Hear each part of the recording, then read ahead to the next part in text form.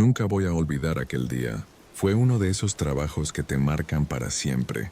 Yo soy técnico en instalación de internet y, aunque llevo años haciendo esto, lo que viví esa tarde fue algo que no puedo explicar ni olvidar. Me habían asignado una instalación en una zona un poco apartada, a las afueras del pueblo. Recuerdo que el sol ya comenzaba a caer cuando llegué. Todo se sentía extraño desde el principio. El camino estaba solo, sin ruido, y al fondo se veía una casa vieja, de esas que parecen abandonadas hace años. Aún así, según la orden de trabajo, ahí vivía un nuevo cliente que acababa de contratar el servicio. Me estacioné frente a la casa y toqué el claxon, como suelo hacer para avisar que llegué. Nadie salió.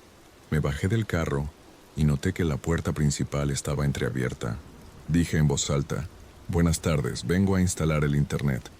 Esperé, pero solo hubo un silencio total. Solo se escuchaba el viento colándose entre los árboles. Di unos pasos hacia la entrada, con el formulario en la mano, cuando vi que alguien cruzó rápido por uno de los cuartos del fondo. Pensé que era el dueño y respiré tranquilo. «Buenas, vengo del servicio técnico», repetí. Escuché algo así como un murmullo o una voz baja, pero no entendí nada. Me quedé quieto unos segundos hasta que se asomó una mujer mayor por el marco de la puerta. No habló, solo me miró y asintió con la cabeza como si me diera permiso para entrar. Le sonreí nervioso y seguí con mi trabajo. La instalación no tardaba más de 40 minutos. Revisé la línea de conexión, pasé el cable y busqué dónde colocar el módem. La señora me señaló el cuarto del fondo y yo obedecí. Al entrar, sentí un frío raro, como si el aire se volviera más pesado. Encendí mi linterna, porque la luz del foco parpadeaba todo el tiempo. El lugar estaba vacío, con muebles viejos cubiertos por sábanas, y en una esquina vi una foto enmarcada. Me acerqué y ahí estaba ella, la misma mujer que me había abierto la puerta, solo que la foto estaba amarillenta y parecía muy antigua. Me quedé helado. En el marco decía: «En memoria de María Torres, 1972». Sentí un escalofrío recorrerme la espalda. Salí del cuarto y la llamé. «Señora María, ¿me escucha?». No hubo respuesta. Fui hasta la sala, pero ya no había nadie. La puerta seguía abierta, balanceándose con el viento. Quise terminar rápido, así que conecté el equipo, tomé una lectura de señal y marqué el número del cliente para reportar la instalación. Contestó un hombre con voz cansada. Le expliqué que ya estaba todo listo y que podía probar el internet. El tipo se quedó callado unos segundos y luego me dijo algo que me dejó paralizado. «Debe estar equivocado. Esa casa está vacía». «No, acabo de hacer la instalación», le respondí nervioso. «Incluso hablé con una señora que vive ahí». «Eso es imposible», me dijo. «Esa casa era de mi mamá. Murió hace años y nadie más vive ahí». Sentí como se me helaba la sangre. Le colgué sin decir más y salí corriendo al vehículo. Desde el retrovisor, vi la puerta cerrarse lentamente sola, como si alguien estuviera detrás empujándola. No sé cómo arranqué, pero no volví a mirar atrás. Esa noche no pude dormir. Al día siguiente, cuando fui a reportar el trabajo, el sistema mostraba algo todavía más extraño. La orden de instalación aparecía como cancelada por dirección inexistente. Hasta hoy, cada vez que me toca un servicio en una zona rural, reviso 2 veces la dirección. Y cuando paso por caminos solitarios al caer la tarde, no puedo evitar mirar por el espejo, con miedo de volver a verla ahí, observándome.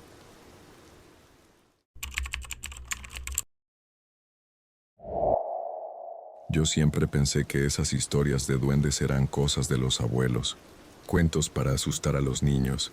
Pero lo que me pasó en ese cerro cambió por completo mi forma de pensar. Soy obrero de construcción y hace unos años nos contrataron para abrir una zanja en un terreno montañoso, al pie de un cerro. Era un trabajo pesado, pero bien pagado. Nos advirtieron que no subiéramos más allá del límite de la obra, que no hiciéramos ruido en las noches y que evitáramos trabajar después de las 6. Decían que el cerro era de ellos. Todos lo tomamos a broma. El primer día fue normal, aunque el ambiente se sentía raro. No había ni pájaros ni insectos, solo un silencio incómodo. El capataz nos dijo que al anochecer bajáramos en grupo, y eso hicimos. Pero uno de mis compañeros, Luis, Olvidó su mochila con herramientas arriba y decidió volver solo. Pasaron unos minutos y escuchamos que gritó. Subimos a buscarlo y lo encontramos al borde del camino, pálido, temblando. No quiso hablar. Solo decía, no eran niños, no eran niños. Esa noche casi nadie durmió. Al día siguiente Luis no regresó. Se fue del trabajo sin cobrar. Desde ahí todo comenzó a ponerse raro. A veces escuchábamos risas a lo lejos, como si un grupo de niños jugara entre los matorrales. Pero cuando íbamos a mirar, no había nadie. Una tarde, mientras cavábamos, noté que uno de los compañeros hablaba solo. Le pregunté con quién hablaba y me dijo, con los chiquitos, están ahí, míralos. Yo no veía nada, pero él estaba serio, con los ojos fijos entre los arbustos. A los pocos días empezamos a encontrar las herramientas movidas del lugar o enterradas. Los materiales aparecían dañados, y una vez el motor de una máquina se encendió solo, aunque el tanque estaba vacío. Nadie quiso seguir trabajando hasta que fueran a bendecir el terreno. Un señor mayor del pueblo subió con nosotros. Trajo agua bendita y dijo que ese cerro no era normal, que desde hace años se escuchaban voces y susurros en las madrugadas. Según él, ahí vivían los duendes del cerro, criaturas pequeñas que se llevaban cosas y personas. Esa noche decidí quedarme en la carpa para comprobarlo yo mismo. No sé si fue curiosidad o simple necedad. A eso de la medianoche empecé a escuchar pasos alrededor, pasos ligeros, como si alguien caminara descalzo sobre las hojas. Me quedé inmóvil, y fue cuando oí una risita corta justo detrás de mí. Giré despacio con la linterna, pero no había nadie. De pronto sentí que algo me jaló el pantalón. Alumbré hacia abajo y vi una mano pequeña, del tamaño de la de un niño, con uñas negras y sucias. Grité y salí corriendo cuesta abajo. Atrás de mí se escuchaban risas como si se burlaran. Al día siguiente, el capataz suspendió el trabajo. Dijo que no valía la pena arriesgar más gente. Cuando regresé a buscar mis cosas, encontré mi casco colgado en una rama, muy arriba, como si alguien lo hubiera puesto ahí a propósito. Desde entonces, evito pasar por ese lugar, pero cuando el viento sopla desde el cerro hacia el pueblo, juro que se escuchan esas mismas risas, como si ellos siguieran ahí, escondidos, observando y esperando que alguien vuelva a molestarlos.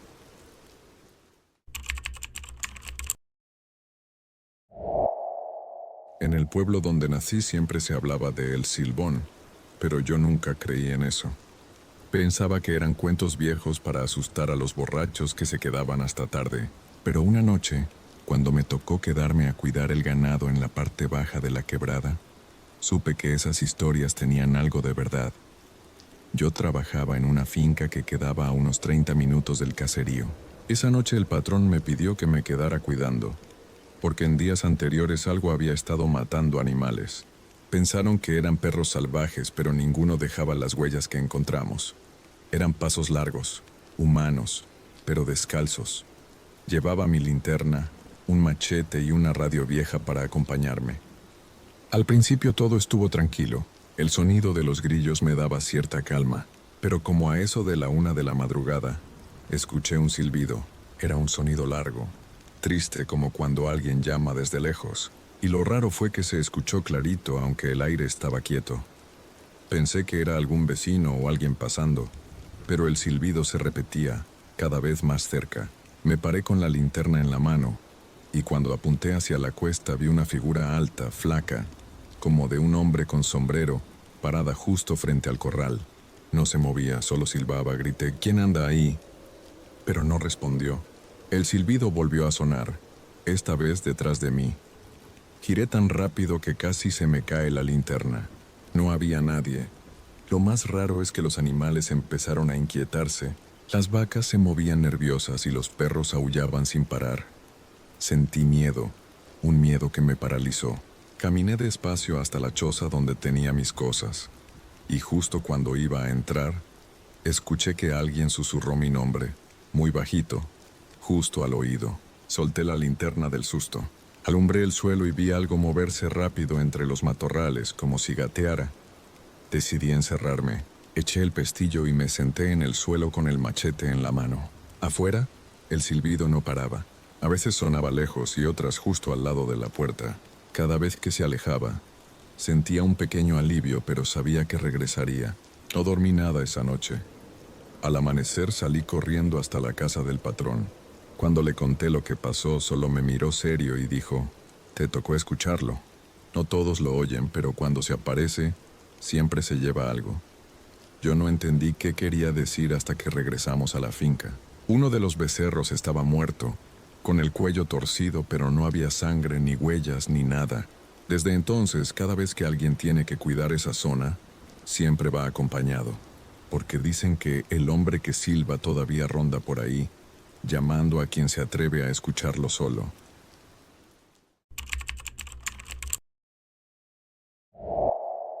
Hay un tramo de carretera entre San Roque y El Progreso que casi nadie quiere cruzar de noche. Es un camino viejo, lleno de curvas, sin alumbrado, rodeado de monte y neblina. Yo soy conductor de camiones desde hace más de 15 años y aunque he pasado por rutas peores, esa tiene algo. Una energía que no se siente bien. Una madrugada me tocó llevar carga de maíz a un molino que quedaba justo después del cerro. Salí tarde porque el camión tuvo una falla y ya eran como las 2 cuando arranqué. La radio apenas agarraba señal, así que lo único que se escuchaba era el motor y el ruido del viento. Todo iba normal hasta que vi una figura al costado de la carretera. Pensé que era una mujer pidiendo aventón. Llevaba un vestido blanco, el cabello largo y estaba descalza. Reduje la velocidad y bajé el vidrio. Le pregunté si necesitaba ayuda. Ella no respondió, solo levantó la cabeza. Y te juro que su rostro estaba completamente pálido, como si no tuviera sangre. Me dio un escalofrío tan fuerte que aceleré de golpe y seguí sin mirar atrás. Pero a los pocos metros sentí un golpe seco en la parte trasera del camión, como si alguien hubiera caído encima.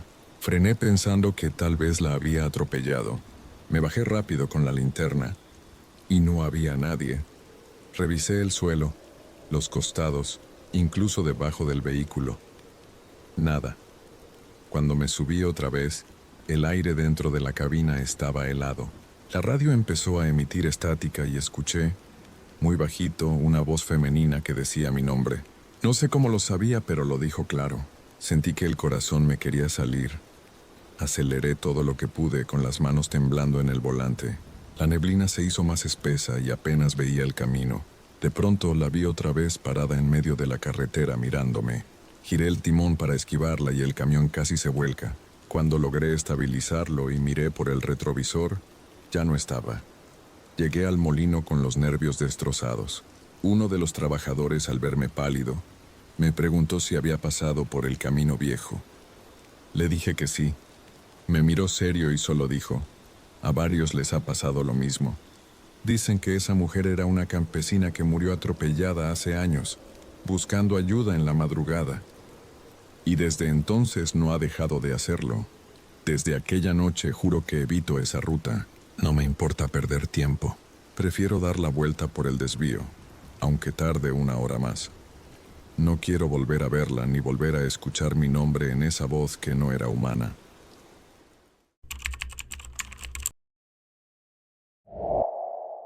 Hace unos años trabajé como guardabosques en una zona montañosa llamada Monteverde, un lugar tranquilo, rodeado de pinos y caminos de tierra que pocos conocían. Mi tarea era vigilar que no hubiera cazadores furtivos ni incendios, y aunque el trabajo era solitario, me gustaba. Pero lo que viví una temporada allá todavía me causa escalofríos cuando lo recuerdo. Durante el día todo parecía normal, pero cuando caía la tarde, el bosque cambiaba por completo. El viento se volvía más fuerte.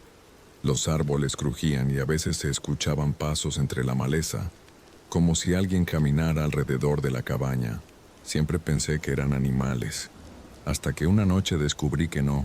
Era invierno, y me tocaba quedarme varios días en una cabaña de vigilancia. Estaba completamente aislada, sin señal de teléfono, solo con una radio vieja de comunicación y una linterna. Esa noche, mientras escribía el reporte del día, escuché 3 golpes suaves en la puerta. Me quedé quieto. Pensé que era algún compañero del turno siguiente, pero no había visto luces ni escuchado motor de camioneta acercarse. Me levanté con cuidado, tomé la linterna y abrí despacio. No había nadie.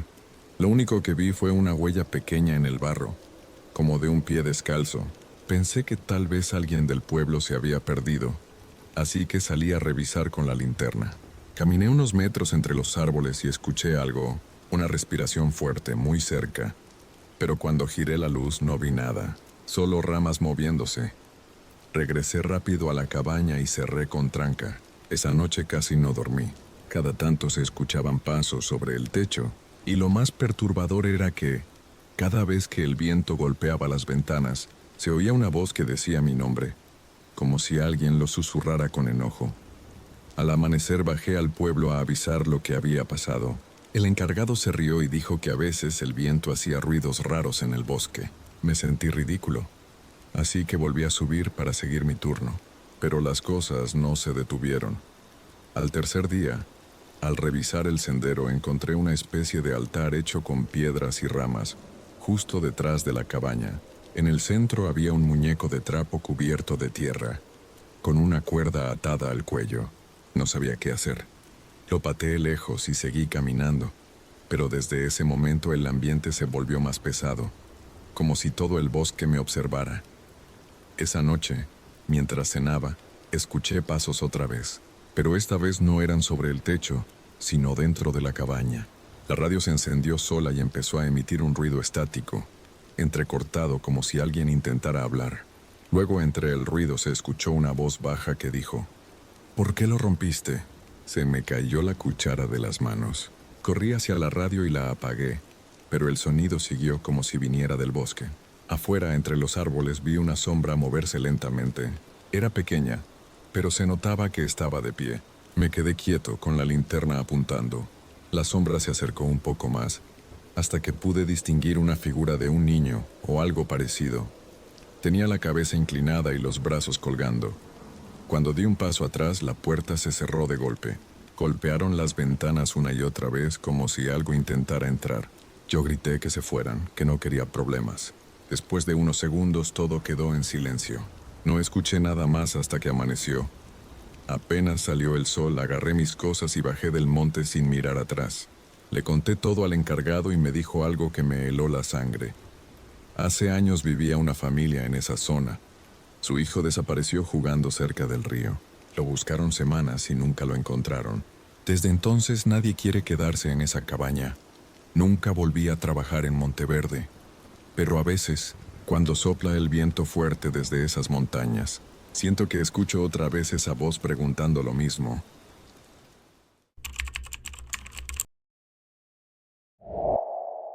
Yo viví toda mi vida en un pequeño caserío de la sierra, rodeado de montañas y sembríos de maíz que se pierden en la neblina. Las noches allá son frías y tan silenciosas que uno puede escuchar hasta el crujir de la madera dentro de la casa.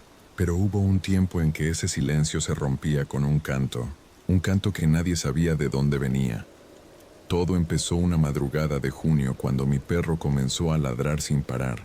Me levanté a ver qué pasaba y, mientras miraba por la ventana, escuché una voz de mujer cantando entre los maizales.